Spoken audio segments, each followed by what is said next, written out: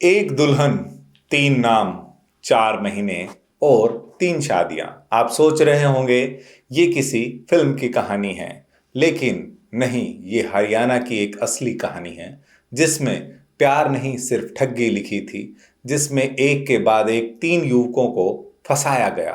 नाम बदले, चेहरे बदले, लेकिन नीयत वही। लोगों को प्यार में फंसाकर ठगना और गायब हो जाना ही इनकी फितरत है। नमस्कार, आप देख रहे हैं न्यूज़ टाइम। मैं हूं आपके साथ रवि यादव। आज की इस एक्सक्लूसिव रिपोर्ट में आपको दिखाएंगे उस लुटेरी दुल्हन की कहानी जो पूरे गैंग के साथ मिलकर शादियों के नाम पर हाईटेक ठगी का रैकेट चला रही है। हरियाणा के नूं, पलवल और हथीन में एक गैंग ने दुल्हन के नाम पर ऐसी ठगी की कहानी लिखी जिसे सुनकर हर कोई हैरान है। मामले की शुरुआत होती है नूं के पाटन उदयपुरी गांव से। यहां रहने वाले रंजीत से जयदयाल नाम का एक व्यक्ति मुलाकात करता है। अचानक हुई उस मुलाकात में उसने कहा कि एक लड़की है जिसके माँ बाप नहीं हैं। शादी का सारा खर्चा खुद रंजीत को उठाना होगा। रंजीत शादी के लिए तुरंत राजी हो गया। उसे पलवल ले जाया गया, जहां लड़की की चाची सविता उर्फ उषा और कथित तौर पर लड़की के भाइयों से मुलाकात कराई गई।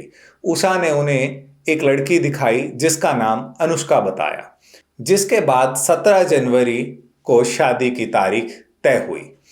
शादी से एक दिन पहले जयदयाल 2 लाख रुपए लेकर रंजीत से चला गया। 17 जनवरी को कोर्ट में लिव इन रिलेशन का एक हल्फनामा बनाकर अनुष्का को रंजीत के साथ भेज दिया गया। घर पहुंचकर शादी की सभी रस्में निभाई गई, लेकिन 9 दिन बाद अनुष्का के कथित भाई आए और उसे मायके ले गए। जब रंजीत अनुष्का को लेने पलवल गया तो चाची सविता ने उसे धमकाते हुए 1 लाख रुपए की मांग कर दी। पैसे नहीं देने पर धमकी दी कि अगर दोबारा आए तो झूठे मुकदमे में फंसा दिए जाओगे। रंजीत को शक हुआ और उसने खुद अपनी तरफ से ही पूरे मामले की जानकारी जुटानी शुरू की, तो सच्चाई सामने आई। वो बेहद चौंकाने वाली थी। दरअसल उनकी शादी के 10 दिन बाद ही अनुष्का ने नाम बदलकर बॉबी नाम के युवक से शादी कर ली। इस बार उसका नाम था पिंकी और इस युवक से शादी के नाम पर 4 लाख रुपए की ठगी की। वहां भी कुछ दिनों बाद ही बॉबी के पास रुककर फिर मायके लौट आई। इसके बाद 28 अप्रैल को पिंकी ने परवीन नामक युवक से तीसरी शादी कर दी। इस बार परवीन से 5,20,000 रुपए की ठगी की गई।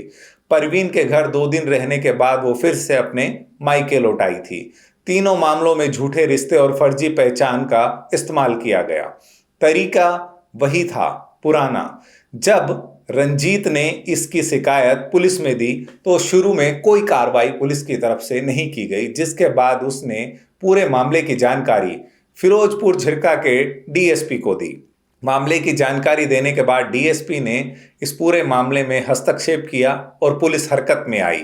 20 दिन बाद अनुष्का और उसकी कथाकथित चाची उषा उर्फ सरिता और दलाल जयदयाल समेत 7 लोगों के खिलाफ पुलिस ने मामला दर्ज किया।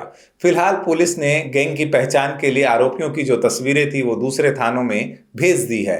अभी तक सभी आरोपी पुलिस की गिरफ्त से बाहर हैं और आगे की जांच जारी है। ये महज एक लुटेरी दुल्हन की कहानी नहीं, ये उस समाज और कानूनी व्यवस्था पर सवाल है जो धोखे के इस नेटवर्क को वक्त रहते नहीं पकड़ सके। पुलिस का लेट लतीफी वाले रवैये के कारण ही रंजीत जैसे लोग ठगी का शिकार बनते जा रहे हैं। प्रदेश में इससे पहले भी कई लुटेरी दुल्हनों के मामले सामने आ चुके हैं, जहां भोले भाले लोगों की मजबूरी का फायदा उठाकर उन्हें ठगा गया है।